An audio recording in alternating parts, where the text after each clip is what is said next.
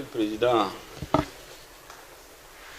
Mesdames et Messieurs les membres de la délégation de l'Union africaine, Mesdames et Messieurs les ministres, je voudrais d'abord, Monsieur le Président, vous souhaiter la bienvenue au Mali, chez vous. Parce que, comme vous le savez, nous le répétons, pour les Maliens, l'unité africaine fait partie de notre ADN. Nous répétons à l'envi que dans toutes les constitutions de la République du Mali, depuis l'indépendance, quels que soient les régimes qui se sont succédés à la tête de l'État, il est immuablement inscrit que le Mali est prêt à céder tout ou partie de sa souveraineté pour construire l'unité africaine.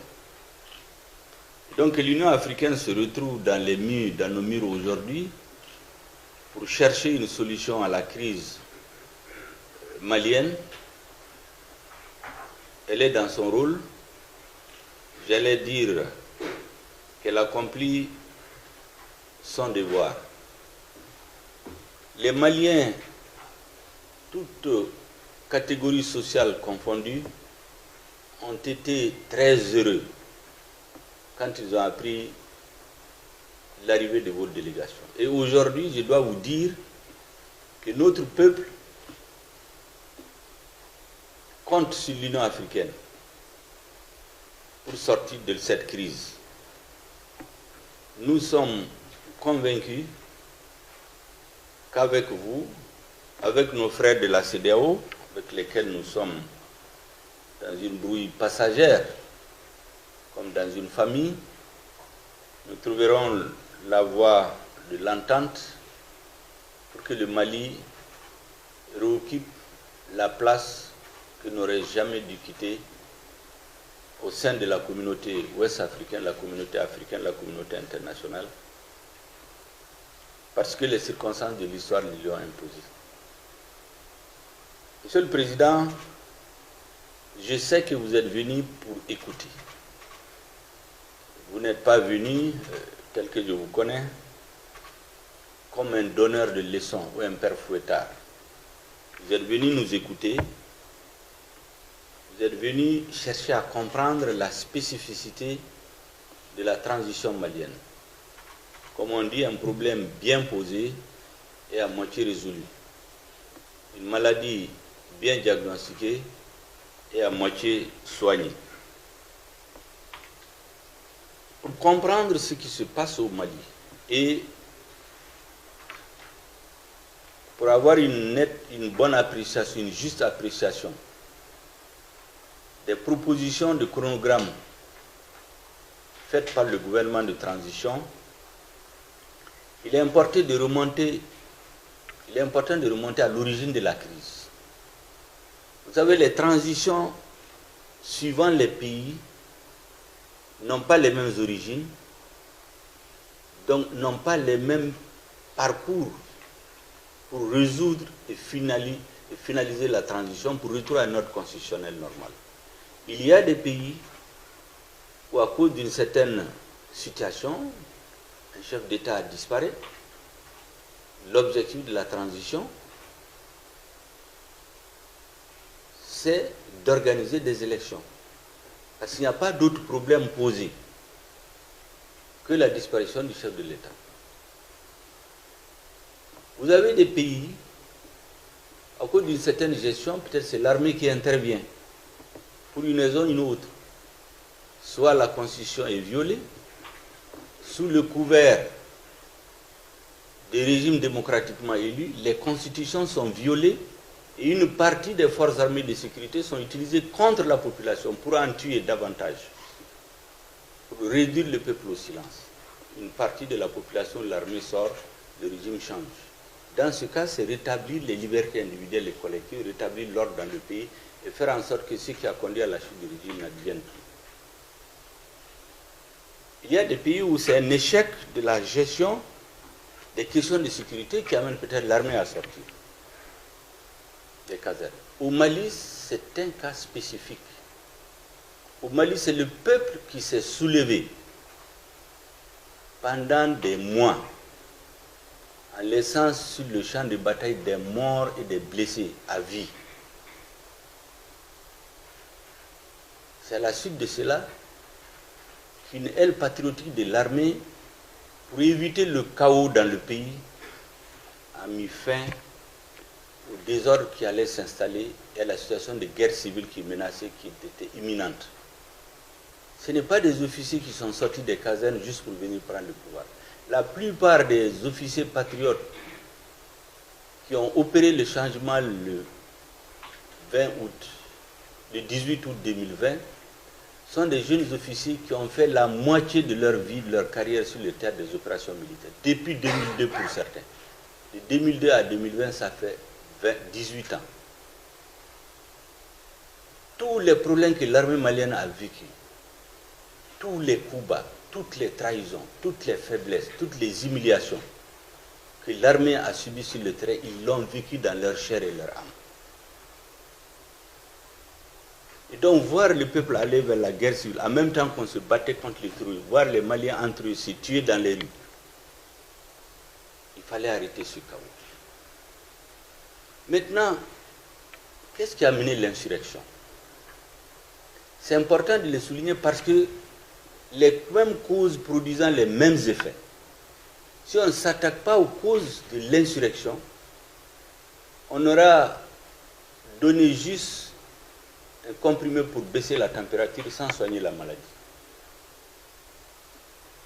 Il se trouve qu'il y a des principes généraux inscrits au niveau de la communauté internationale que nous partageons. C'est-à-dire, pour gouverner, il faut avoir le mandat du peuple.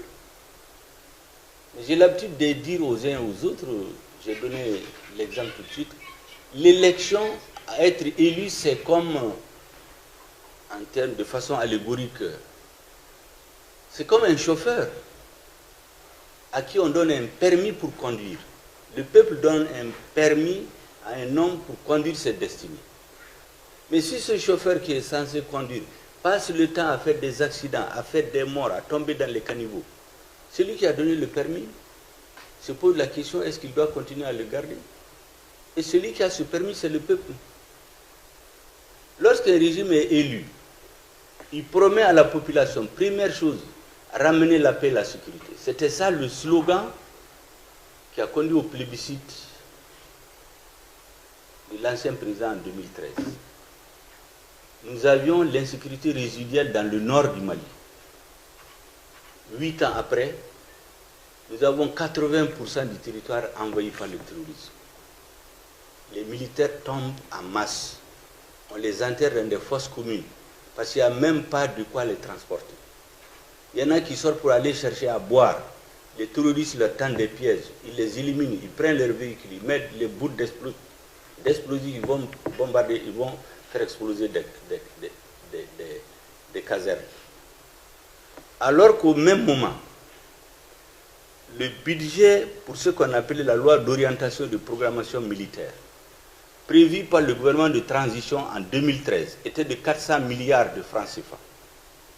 Ça a été multiplié par 3 par le gouvernement élu en 2013, pour être de 1230 milliards.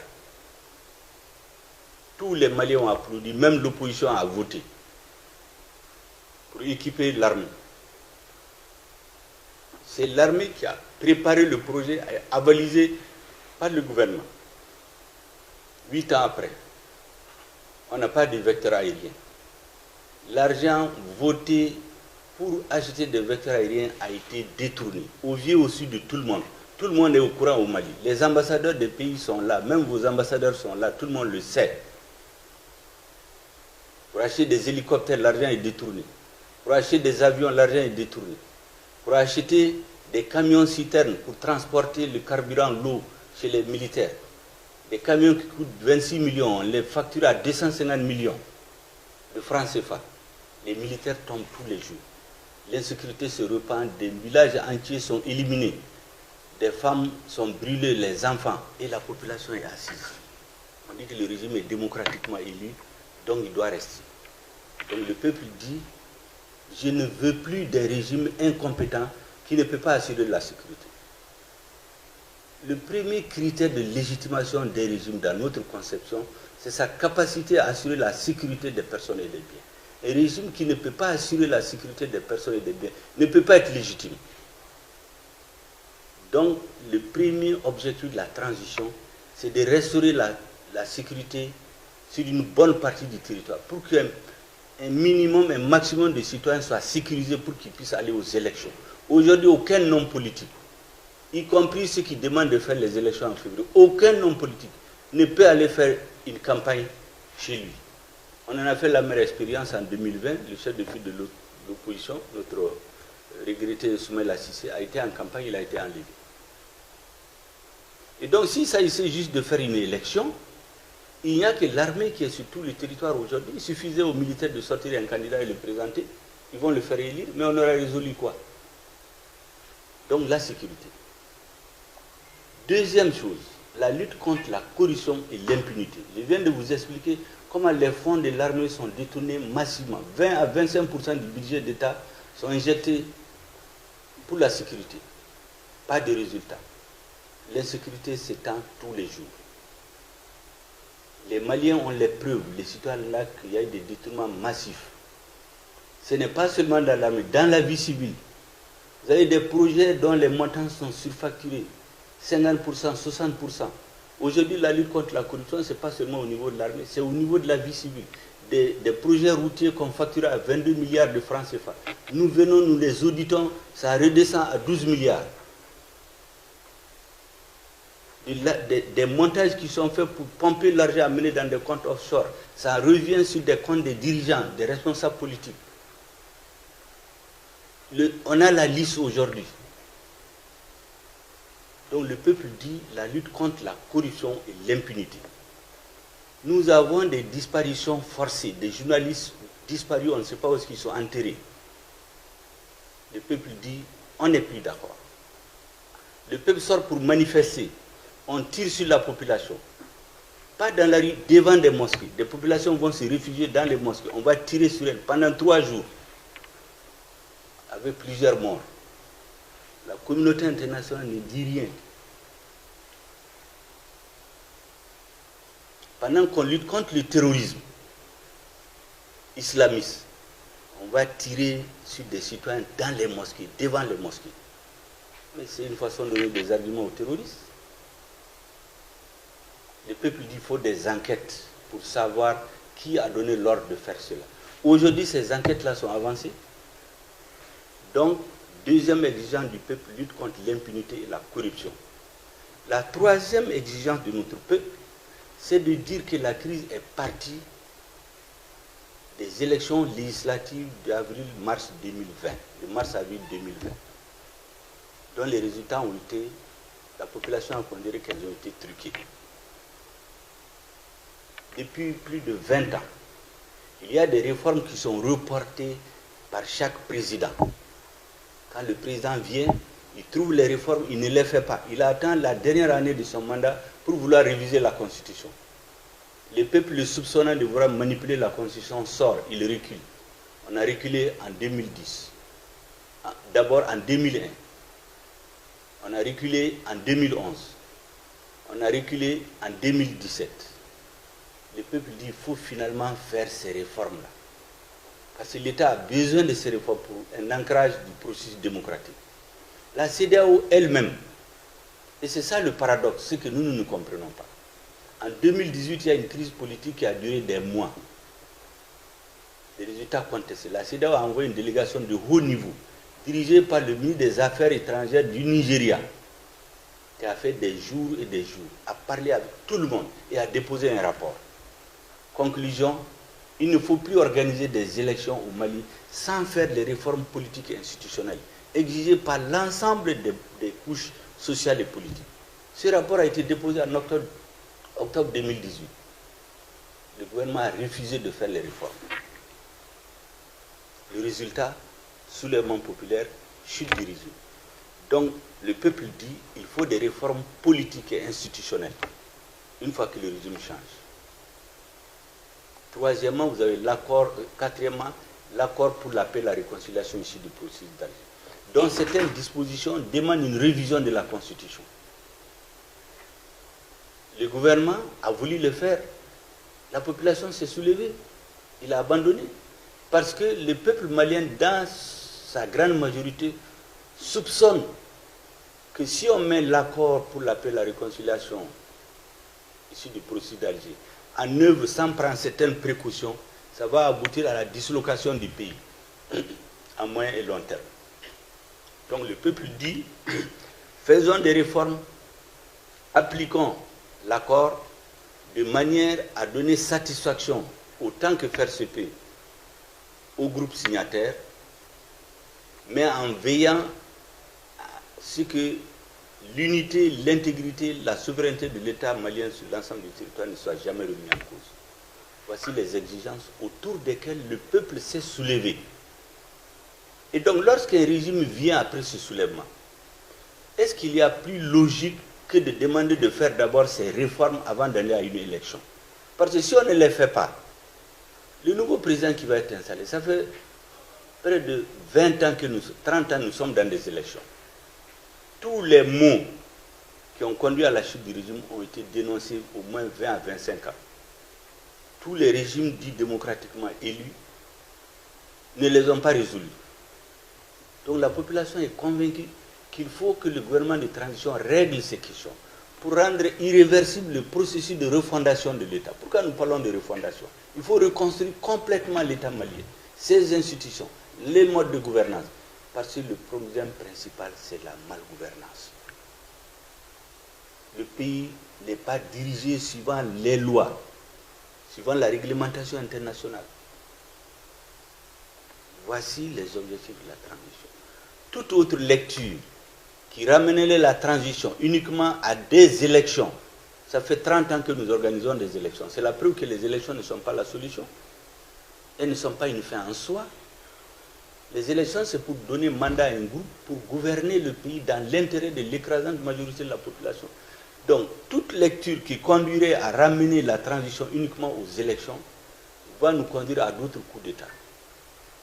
Nous voulons faire en sorte qu'il n'y ait pas de contestation, minimiser les contestations des élections, que le processus de lutte contre la corruption et l'impunité atteigne un point de non-retour, pour qu'aucun régime ne vienne nous amener en arrière, que l'équipement et la mise en condition de notre armée atteignent un niveau de non-retour. Nous sommes l'une des rares armées du monde qui s'est trouvée dans une tourmente à laquelle ils ne s'attendaient pas. Les pays préparent la guerre. Nous avons 2011, c'est une armée complètement désorganisée, déséquipée, où les soldats souvent patrouillaient dans des plastiques, des chaussettes en plastique, où les soldats n'avaient pas les moyens de se battre. Cette armée est venue tomber, le ciel est venu lui tomber dessus, avec la crise libyenne venue d'ailleurs. Donc notre armée s'est retrouvée dans une situation à laquelle elle ne s'attendait pas. Elle est obligée de recruter, de former, de s'équiper, de se battre en même temps. Même les plus grandes armées du monde n'ont pas été dans ces conditions. Et donc lorsque cette armée dit aujourd'hui, je suis en train, à force de réorganisation, de détermination et de volonté politique du chef de la transition, de m'équiper, de reprendre l'initiative, de terroriser les groupes terroristes, d'amener la peur dans leur camp en détruisant des bases terroristes, en arrêtant des terroristes. Pendant qu'on engrange ces résultats, on vient nous donner un coup de poignard en nous appliquant des dispositions illégales et illégitimes. Nous le disons, ce n'est pas de la propagande. Aucune disposition, ni de la CEDEAO, ni de l'UEMOA n'a prévu la fermeture des frontières. C'est illégal. C'était un abus de pouvoir. Aucune disposition de l'UEMOA. Et même il y a la disposition de l'article 4 du traité qui interdit ce qui est en train d'être fait à notre pays. Vous avez la Convention des Nations Unies sur les pays sans littoral qui interdit un embargo contre un pays sans littoral. Toutes ces règles sont violées parce que notre peuple est à terre aujourd'hui. On veut nous humilier. On veut déstabiliser les institutions de la transition. C'est ce choc-là qui a motivé la grande manifestation patriotique du 14 janvier, qui ne s'est jamais passée dans l'histoire du Mali. Les estimations, je les ai eues ce matin des services de sécurité. Plus de 7 millions, près de 4 millions de Maliens ont manifesté le même jour sur l'ensemble du territoire. Aucun président élu n'a jamais mobilisé plus de 1 700 000, 2 millions. Jamais. Depuis 30 ans qu'on organise les élections. Donc c'est ce sentiment d'injustice.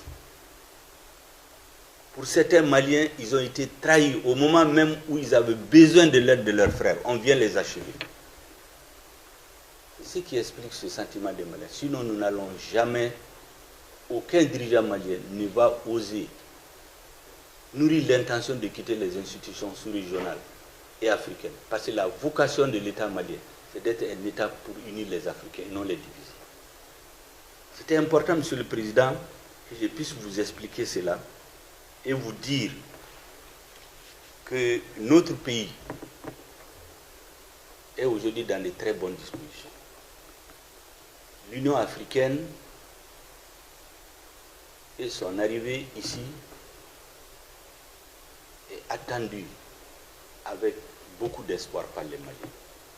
La deuxième chose, c'est qu'on nous fait passer pour une équipe qui veut rester au pouvoir ad vitam aeternam. Il y a même des additions qui ont été faites, 6 ans et demi de transition, pas du tout. La véritable transition a commencé à partir de ce qu'on appelle la rectification de la transition, le 24 mai 2021. Toutes les exigences dont je viens de parler, du peuple, aucune de ces exigences n'a reçu un début de traitement avant le 24 août. À part, il est vrai, dans le domaine de la sécurité, où l'actuel président de la transition était vice-président de la transition chargé des questions de défense et de sécurité. Donc des initiatives avaient déjà été prises. En dehors de ça, toutes les autres réformes ont été enclenchées pendant les 7 derniers mois. Aujourd'hui, les dossiers sont dans les mains de la justice. L'impunité, la corruption, beaucoup de dossiers. Et la plupart de ces dossiers, c'est des dossiers qu'on a trouvés. On entend souvent dans les résolutions de la CEDEAO dire qu'on met des hommes politiques en prison. C'est des dossiers qui étaient là depuis des années. On a empêché la justice de travailler. Aucun nouveau dossier n'a été monté par la transition contre quelqu'un. C'est des dossiers qui étaient dans les tiroirs, qui ont été remis à la justice, qui aujourd'hui a son indépendance pour travailler. Mais on entend dire qu'il y a des hommes politiques en prison. La question de défense et de sécurité. Le Mali n'a aucune intention, je le dis de façon solennelle, aucune intention de s'isoler vis-à-vis de ses frères africains de la communauté internationale. Nous n'avons pas une lecture étriquée de l'histoire pour imaginer qu'on peut vivre en vase clos, qu'on peut avoir toute la planète sur le dos et vivre en paix. Tout ce que nous demandons, c'est de nous respecter. De respecter la souveraineté de notre pays, de respecter les intérêts supérieurs de notre peuple. On ne peut pas dire à un peuple qu'on est venu l'aider. Parce que je rappelle bien, au début de l'intervention étrangère, 3 critères ont été avancés. Premier, détruire le terrorisme. Le terrorisme qui était dans l'extrême nord du Mali s'est répandu sur 80% du territoire. Échec. Deuxième chose, restaurer l'intégrité et l'autorité de l'État malien sur l'ensemble du territoire. Ce n'est pas réalisé à la date d'aujourd'hui. Échec. Troisièmement, appliquer les résolutions des Nations Unies. Ces résolutions changent chaque année. Au point que cette année, nous nous sommes opposés. Parce que la résolution a été écrite sans concertation avec le gouvernement malien. C'est dans la salle du Conseil de sécurité que notre ambassadeur a découvert la résolution. Est-ce qu'on peut respecter un État comme ça? Nous avons dit non, parce qu'on ne sait pas ce qu'ils viennent faire, qui sont-ils, quel contingent, ils vont aller où? Lorsque nos frères tchadiens, que nous saluons au passage, dont nous saluons la mémoire des fils qui sont tombés pour la liberté du Mali, lorsqu'ils nous ont dit qu'avec l'abandon de certains partenaires, les emprises laissées pour sécuriser davantage leurs militaires, ils ont besoin d'un contingent plus important. Nous, on n'a pas eu besoin de plus de quelques heures de discussion pour que ça soit autorisé. Parce qu'on sait pourquoi ils viennent, qu'est-ce qu'ils viennent faire. Mais on ne peut pas envoyer des militaires au Mali sans l'avis du gouvernement malien. On ne peut pas envoyer des avions survoler notre territoire sans autorisation du Mali, pendant qu'on nous interdit de survoler certaines parties de notre territoire, au motif qu'il y ait des entraînements nocturnes de forces étrangères dans les zones. C'est pourquoi je voudrais préciser ici, je saisis l'occasion pour préciser l'incident qui est arrivé récemment avec l'avion allemand. Mais c'est un simple incident qu'on a voulu transformer. Simplement, c'est un avion qui est venu sans que les conditions ne soient réunies. Le temps qu'on fasse les vérifications techniques, l'avion était sorti du territoire. On a voulu transformer ça en un conflit avec la communauté internationale. Pas du tout. Le contingent danois, on nous apprend qu'il est venu, on ne sait pas. Pourquoi le gouvernement malien n'est pas informé? Nous disons que ça suffit. On ne peut plus envoyer des forces étrangères sur notre territoire sans nous informer, sans qu'on nous s'entende là-dessus. On n'a aucune opposition. Il suffit qu'on nous explique, qu'on s'entende sur les conditions. Surtout au moment où on nous dit qu'il y a une soi-disant force d'attente qu'on positionne contre notre pays. Ou des avions qui pénètrent notre territoire sans autorisation. Quand ils se rendent compte qu'on les a vus, ils éteignent les transpondeurs. Quand ils savent qu'on les suit, ils éteignent la radio. Ils viennent atterrir sur une partie du territoire, on ne sait pas ce qu'ils ont déposé, ils repartent. On dit de ne plus le faire. Il faut qu'on respecte la souveraineté de l'État malien. C'est tout ce que nous demandons. La deuxième chose, notre peuple regarde, on ne peut pas accepter qu'on continue à tuer des Maliens par centaines. Les forces internationales sont souvent stationnées à moins de 10 km. Et dire que leur rôle, ce n'est pas de faire la guerre, c'est de maintenir la paix. Mais il n'y a pas de paix. Dans ces conditions, nous achetons des équipements militaires. On nous interdit d'en acheter comme on veut. On paye certains chez certains pays. On nous bloque. Qu'est-ce qu'on fait? Mais on va chez ceux contre lesquels on ne peut pas faire des pressions, avec lesquels nous avons une coopération de plus de 60 ans. C'est le cas de la Russie. Plus de 80% de nos militaires dans les années antérieures ont été formés en Russie. Plus de 90% des équipements qu'on a ont été faits en Russie. Quand on coopère avec cet État, on dit non, c'est Wagner. Et sans rien vérifier, les États de la CEDEAO prennent des résolutions pour condamner le Mali.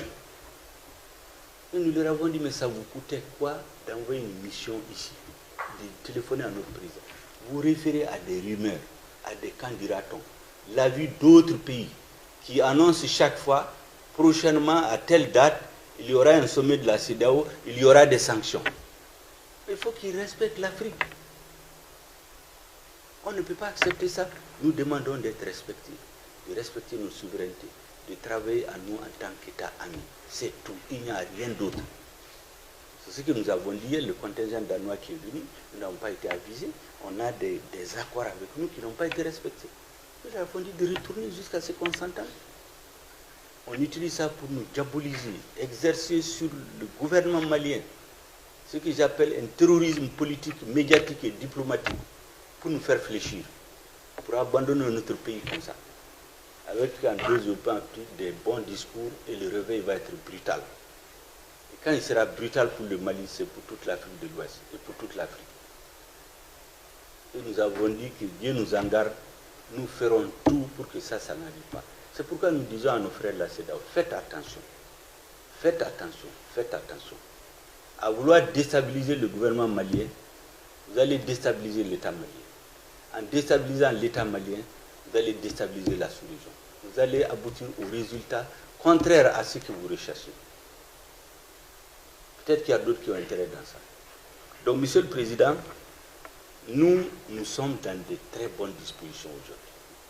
Le calendrier que nous avons présenté, c'est le résultat des assises nationales de la refondation. Notre peuple dans toutes ses composantes, plus que jamais dans son histoire, plus de 90 000 personnes ont participé au débat. Leurs propos sont transcrits. Ça existe matériellement. On dit entre 6 mois et 10 ans. Non, 10 ans. Mais ceux qui ont été 10 ans n'étaient pas nombreux. Donc la majorité dit 5 ans. ce que les assises ont retenu. Le gouvernement dit, je vais vers mes partenaires avec ce que mon peuple a retenu. Parce qu'il était exclu pour nous que le peuple décide de quelque chose et que nous, on aille changer ça si ce n'est pas le résultat de discussion. Et le président a dit, respect pour nos aînés de la CEDEAO, respect pour nos partenaires. Quand les assises se sont clôturées le 30, nous nous sommes transportés dans le bureau du président. Nous avons travaillé toute la nuit pour que le lendemain, le 31 décembre, comme demandé, le chronogramme soit présenté à la CEDEAO. Nous nous attendions à un retour pour des discussions. Au lieu de cela, on a organisé une fuite dans la presse. Et les médias ont commencé à diaboliser le gouvernement. Alors qu'en ce moment, nous n'avons même pas montré à qui que ce soit. Notre président a fait la remarque à la délégation de la CEDEAO, qui est revenue vers nous, qui nous a expliqué ses préoccupations. Nous avons pris ça en compte. Il y a des délais de 2 mois qu'on a forcé pour amener, on a compressé jusqu'à la limite pour aller dans des discussions. Nous nous attendions à ce que nos frères viennent vers nous. Au lieu de cela, ils ont décidé qu'il faut faire tomber ce régime-là. Il faut le rendre impopulaire. Il faut les diaboliser. Il faut les terroriser. Pour quel objectif? Le peuple malien a dit qu'il a compris ce message-là et il ne l'acceptera pas. Et c'est pour cela que, au lieu de déstabiliser le régime, je crois que la CEDEAO même a fait que le régime de transition est sorti plus légitime qu'il ne l'a été au début. Parce que je ne suis pas sûr aujourd'hui qu'il y a plusieurs présidents de la CEDEAO qui peuvent faire sortir autant de personnes dans leur pays pour soutenir leur politique. Je ne suis pas sûr.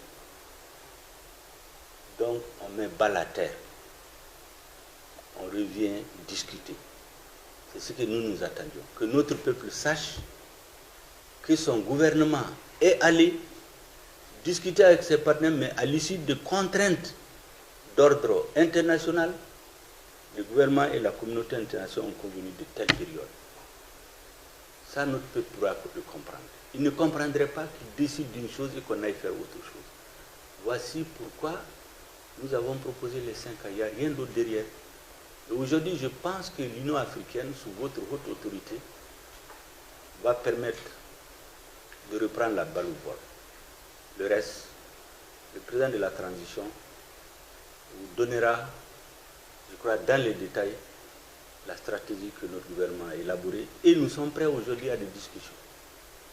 Lorsque nous avons été poignardés, nous n'avons pas paniqué. Le peuple malien a resserré ses rangs. Nous avons élaboré une stratégie de riposte sur 15-20 ans pour résister. Mais notre conviction, c'est que nous n'aurons pas besoin de tout cela. Avec votre appui, avec la compréhension de nos frères africains, avec une lecture plus objective de la situation politique, par nos frères de la CEDEAO, nous pensons, nous espérons que nous allons arriver à un terrain d'entente dans les meilleurs délais. Le président de la transition vous donnera la suite ou les détails de ce qui a lieu de faire. Je vous remercie, Monsieur le Président. Des chaleureux. Et surtout vous remercier de l'exposé exhaustif sur la situation au Mali. Ce grand pays panafricaniste, vous l'avez rappelé, qui, dans sa constitution même,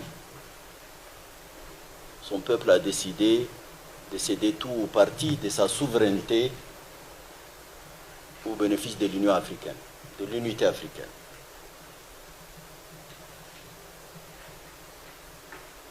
Les nations, les peuples traversent souvent dans l'histoire des épreuves. Depuis bientôt 10 ans, le Mali connaît une crise sécuritaire, fait face à la menace terroriste, nous le savons. Le Mali, depuis quelque temps, a connu une rupture constitutionnelle. L'objectif de ma mission, Monsieur le Premier ministre, c'est de venir vous écouter, de m'informer, de comprendre et de voir avec vous les voies et moyens d'apporter le soutien que le peuple malien est en droit d'attendre de son organisation de l'Union africaine.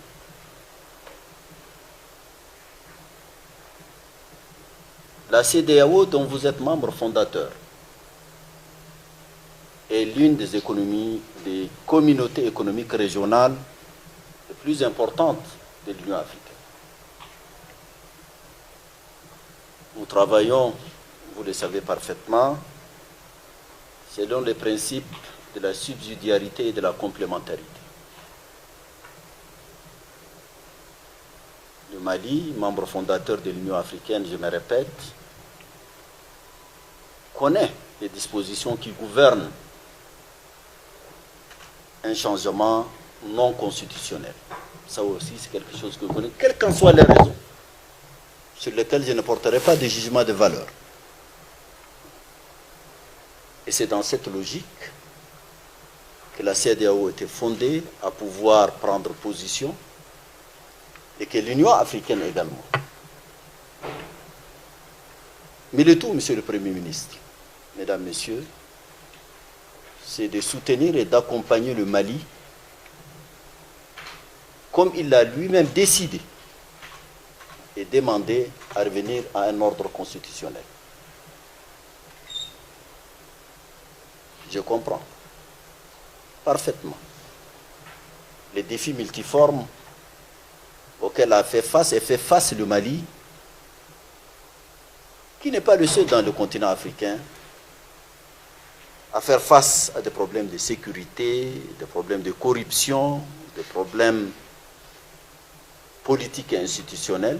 Mais peut-être que les problèmes ici, nul ne sait mieux que vous là où le bas blesse. Vous l'avez dit, nous ne sommes pas venus ici pour donner des leçons, moins encore des injonctions. Nous sommes venus comprendre. J'étais hier à Accra pour rencontrer le président du Ghana, qui est le président en exercice de la CEDEAO. L'Union africaine a pris part pratiquement à tous les sommets de la CEDEAO sur la question malienne. J'ai constaté dans nos échanges une volonté également, comme la vôtre, de bonnes dispositions pour discuter, pour trouver une issue à ce problème. Monsieur le Premier ministre, je suis venu réitérer la disponibilité de l'Union africaine à accompagner le Mali. De concert avec la CEDEAO et d'abord avec vous, avec le peuple malien.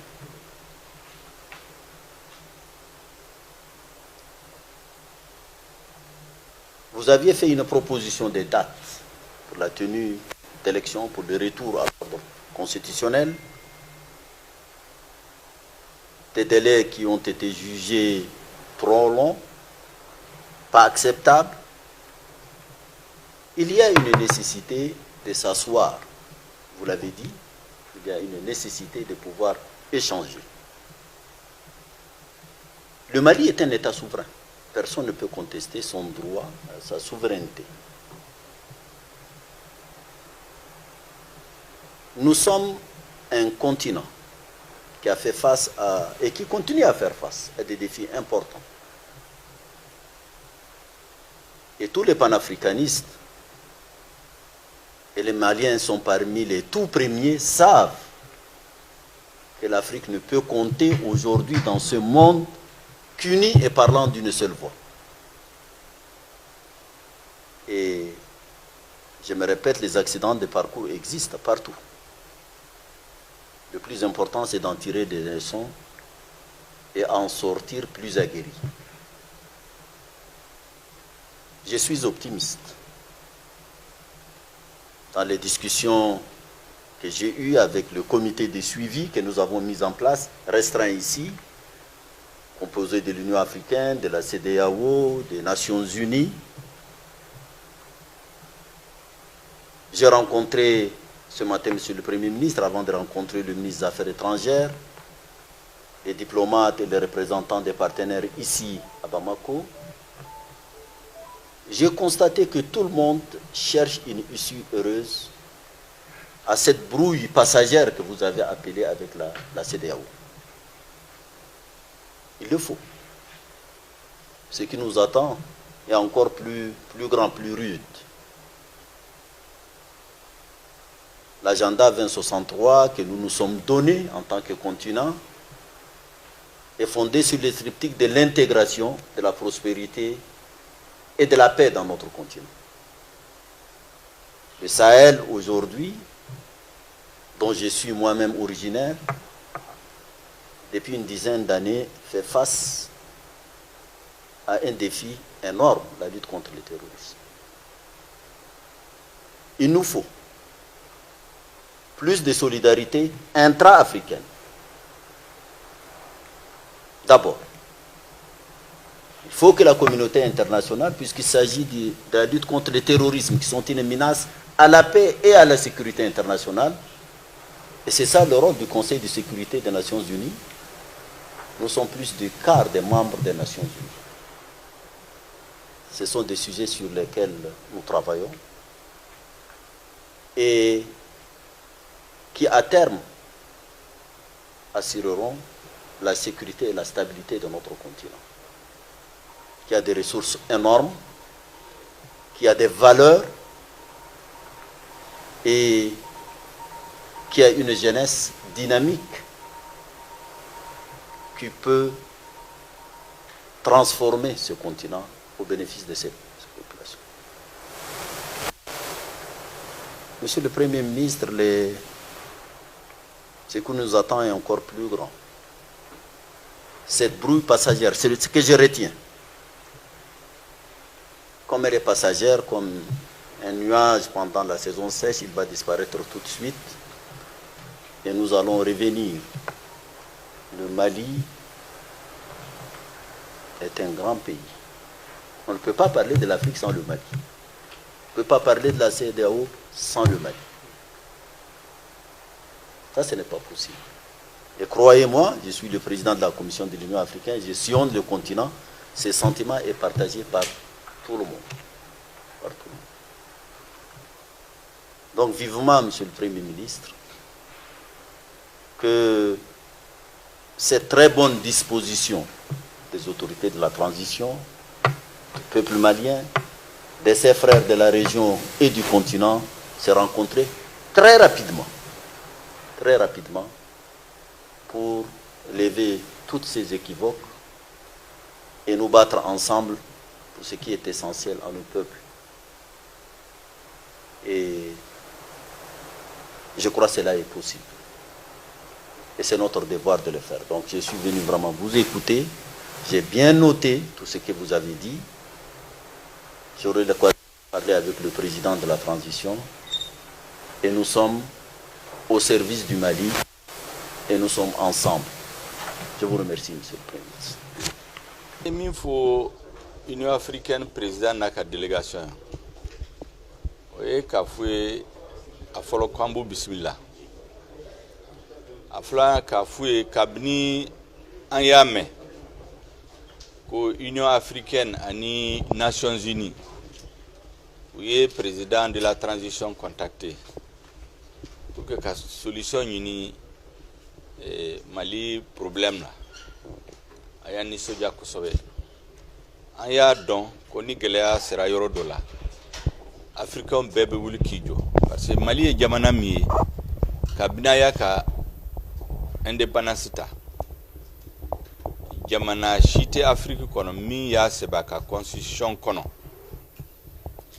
Ko ale be son ka souveraineté ka toy pour que Africain ka se ka franyonka. Au fana be fo parce que anga histoire ni to ka histoire te kelen ni to ka fo mbe segaka ko mashi mangi nya do malla anga histoire ni ya laje Afrique jamana chaman be u karasin be malde kono ni tamashon do di chamama ko hali tubabu banga jamana mine domina ka Afrique colonisée uye jamana u domine dogo kun dama dama kono na chayra kalo woro kono Malila 22 septembre 1878 Sabusire Kai Kata le 20 mai 1916 la bataille d'Andrambokan uye firun faga min kofe sans bisaba ni segi tubabu yo deke kelela kasoro marfa buburo marfa pre ambulu duka siga jamana mine uye jamana mine fana uye sambi wolonwula ke u mahere soro hali tilekele ni burda be mamurti arabu be murti koroboro be murti dogono be murti flaw be murti bamana be murti bobo be murti munyanka be murti senufo be murti marka be murti bebe murti killing malion mo shit se kan ke join donc ko famu nu yo famu abisuka ko chama no wayama ntla ka fuye kwambe minfe ukanga jamana bonya ukanga jamana horaya bonya Mali crise ni a beke élection ko ibe fli parce que abe sambi sababu ambe élection de la hali crise wulila pour que fanga ka yelema abora élection de la donc élection dron ta nyanabo pour que aka seka nyanabo fanga laje bana ba minumbe malla maliam yu ufo kabni fanga ma yelema oye jume lakana balia 2013 élection be ke domina lakana balia kumbe koronfe kumbe kidal bi Mali 80% ni Mali jamanata bi sigi niko terroriste o de occupé donc malion ko foko lakana ka sabati ala barkala kabni yele makera armée be ka résultat minu soro bi o madelika ka be sambi sabab ya do wati dola do wulila ka tlonge ka Mali armée togoti hali politicien do balaw do be min ba fe ka fanganta kul ba fe ka ke président utara kene makata armée dogoya doko ni tirke dron sodasu be buli doko Mali sodasu te se foi la défilé dron ni coup d'état ou bébé nyemo de do ne budon juno chama kene ma be tlonge Mali armée nko ko mi Mali armée soro jamfande asoro parce que watila ube sodasu black attack le hali samara tubul ube yoro di petu de do kasoro armée tonu u ka ranger su de bu nu e black attack te kelemina nduma ni kelemina be mim ni marfa be mim boro ki setabulu ka armée tonu chogola aflana kele a wulila ko fe de kachu ankade bonen bora mo minum be manganci bi ko ordre constitutionnel ulu de yake ka libici kana ni bonen kachu anga armée malabe o bela ni yaye Mali l'armée be ka minke abe recrutement ke abe formation ke abe équipement ke abe kele ke fana hali armée bo masula o de ba ko meto ka fu qu'on a l'une des plus grandes armées du monde o te kuma gansai bi keleminam duranga sodasma kabini yelema kera 18 août 2020 président de transition kouye vice-président chargé des questions de défense surtout kabini rectification de la transition kera le 24 mai 2021 bara minkera ka keleminam du armement amake bisaba sambisaba kuno orikama bi ambeka terroriste ci ambeka ka bazuci ambeka umne an b'o baara la u bɛna an poignarder en col ka jamana bi parce que au plan ye mun ye ka jamana gouvernement na institution déstabilisée de ka jamana dafiri Maliens y'a yira le 14 janvier 2022 Maliens y'a yira diɲɛ bɛɛ la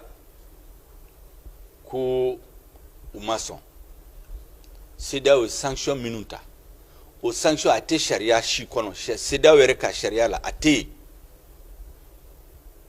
ONU ka sariya la a tɛ yen ka frontière datugu a tɛ sariya kɔnɔ ka banque centrale ka banque datugu o tɛ sariya kɔnɔ ONU ka convention yɛrɛ dɔ bɛ yen u b'a fɔ ma ko la convention sur les pays sans littoral o ye jamana min tɛ bɔ kɔgɔji kan embargo man ka k'u la u y'o bɛɛ bila kɛrɛfɛ min ka d'u ye u y'o de kɛ o la min fɔra u k'a fɔ u k'a kɛ parce que jamanaw dɔ bɛ yen minnu bɛ kuma kan CEDEAO ma ka réunion kɛ u ka ministre b'a bɔ k'a fɔ CEDEAO bɛna réunion kɛ dɔ in na n'u ye dɔ in ta k'u bɛ sanction ta n'u ye sanction ta an b'u appuyer k'a sɔrɔ olu tɛ Afrique jamana ye an ko k'u b'o dabila donc ne y'a yir'u la mɔgɔ hakɛ min bɔra le 14 janvier 2022 a bɛ $3 ni kɔ bɔ $4 3,700,000 et quelques o ɲɔgɔn ma deli ka président si ma élu Mali la ka tɛmɛ 2 millions kan donc ni légitimité bɛ yen peuple y'a yira bi légitimité bɛ Assimi Goïta de bolo ani gouvernement de transition donc n k'u ma u kana n ka kuma gɛlɛya minnu bɛ Mali kan an k'u ɲɛfɔ ɲɔgɔn ye gɛlɛya filanan ye mun ye o ye yurugu ni impunité kɛlɛ n y'a fɔ n segin a kan siɲɛ caman n tɛ mɛn o kuma kan gɛlɛya min bɛ Mali la l'armée wari détourné a ŋanamura avion t'an bolo soldats bɛ sa u b'u enterrer fosse commune la parce que avion t'u bolo k'u ka corps transporter o ye l'armée fanfɛla la n'i y'a ye dans la vie civile marché baw bɛ di comme u ye exemple kelen fila di parce que caman bɛ yen i bɛna sira sɔrɔ u y'a marché évalué 22 milliards gouvernement de transition nana négociation kɛ ni minnu ye marché in sɔrɔ an nana bɛn 12 milliards kan min farala kan mɔgɔ minnu y'a kɛ a caman bɛ olu de bɛ mankan la sisan a transition ka ban le 27 février wari caman bɛ Mali la ka taa compte dɔ la kɛnɛma a bɛ segin ka na a bɛ distribuer mɔgɔ minnu ma o tɔgɔ b'an bolo olu bɛ ka mouvement ninnu financer Maliens ka wuli transition ka ban joona joona parce que u t'a fɛ kɛlɛ in ka s'a dan na o de kama u bɛ t'u sigi CEDEAO la k'an bɛ ka homme politique minɛ k'u don ka sɔrɔ a ma homme politique si minɛ an ye dossier minnu ta o ye dossier minnu kunbɛn ka sɔrɔ transition yɛrɛ ma na an ma dossier kura si dilan n k'u ma dɔn o fana ani mɔgɔ fagali minnu ye yamaruya di ka Maliens faga olu fana kan ka minɛ ka kiri ka journaliste latunu an tɛ sɔn ma la lutte contre la corruption et l'impunité a sabanan ka réforme kɛ n'a y'a ye a bɛ san 30 bɔ ka constitution yɛlɛma première fois 2001 président kun y'a fɛ k'a kɛ mankan wulila a y'a bila 2011 président kun b'a fɛ k'a kɛ a ma sira sɔrɔ 2020 2007 président kun b'a fɛ a ma sira sɔrɔ k'a sɔrɔ Maliens b'a fɛ réforme in ka kɛ donc réforme in kan ka kɛ tigitigi hali mankan in wulila don min na a wulila élection de kɔfɛ min bɛ mɔgɔw dabali ban o CEDEAO kelen 2018 mankan wulila élection kɔfɛ présidentielle kɔfɛ CEDEAO ye délégation bila ka na Mali kɔnɔ o délégation ye rapport kɛ k'a fɔ ko élection man ka kɛ Mali la tuguni ni réforme ma kɛ fanga y'i ban ka réforme kɛ a laban fanga dafiri la o CEDEAO kelen bɛna sigi k'a fɔ aw kana réforme kɛ a ye élection kɛ dɔrɔn ni président min bɛna ko président démocratiquement élu président légitime jamana tiɲɛna ka tɔrɔ président légitime bolo donc k'a fɔ ko président légitime o t'a ɲɛnabɔ ne y'a fɔ ko président légitime ye min n'i tɛ se ka jamana lakana i ka légitimité ma dafa o a filanan élection ye mun ye élection tɛ yamaruya di président ma ka taa jamana tiɲɛ o élection bɛ comme ni ye permis di chauffeur ma ka taa mobili boli min ye permis d'a ma n'a tora ka accidente ka bi ka niveau la ka mɔgɔw faga min ye permis d'a ma ba minɛ a la peuple de permis tigi ye donc ni président élira a ye lahidu minnu ta peuple ye mandat d'a ma a ye permis d'a ma n'a nana jamana tiɲɛ peuple b'a minɛ a la il y a fait coucou là. Nous et Mali problème bec élection quoi. Na élection que coup d'état urbain Mali. Donc en bas fait qu'à Nyanabo pour qu'on ait une réforme qui lutte contre la corruption, lutte contre l'impunité. Ani accord d'Alger. Accord d'Alger.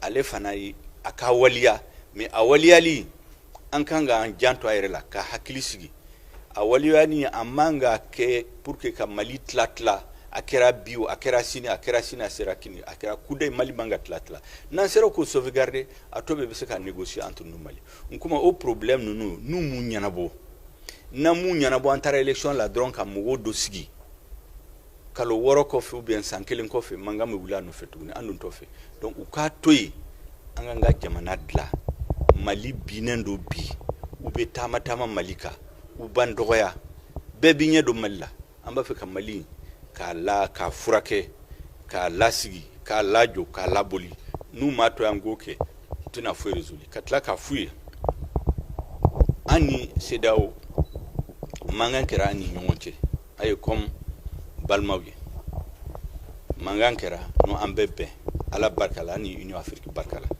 mais me fendo fu u kafo beka famu ante so mashika nyedo malla kanga horaya anga dambe ko pietini ante sama abese ka famu chogodi ko bi mo jamana do baka avion wuli kananga territoire la amaya maria ni nanfe anko tsikake o kera tubabu fe kunu danau unana ni soldat so ko takuba kono umaya maria dama anko kante soma ukambonya ambena minka akor mimbe ani uluche anga baka ukasere ka barake o sharia kono numa barake o sharia kono ansika ben uye manga wuli ka fokaye alman ka avion doke amma avion shige avion nana ka soro autorisation formalité ma rempli yana nga formalité rempli pilote presera utara il canari utoro manganki ka fokaye almangwe ama alman shige ne ambassade alman yere weli sisa bena nyefo e minkara dano fana ayafu na ba fe kana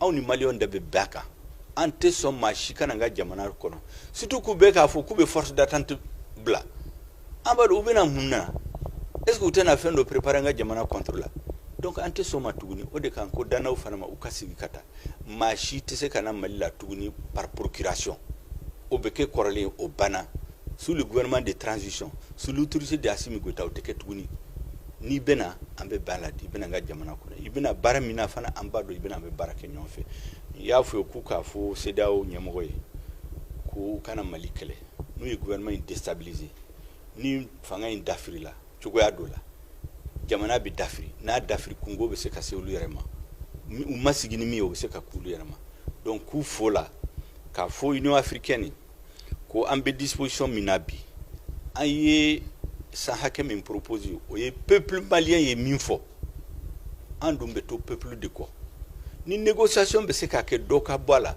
u kana nga négocier ke mais utara manganchi kan lasira kan bagabaga ka foko fanga indafri o teke ala barkala Mali e doa jamana di et puis meto ka fo ma fo e membo fo parce ni ko ya fo peut-être abdi dola ma woma jamana wo jamana ni ko ki be transition indafri ala te sira dima ni a juga ala bi malo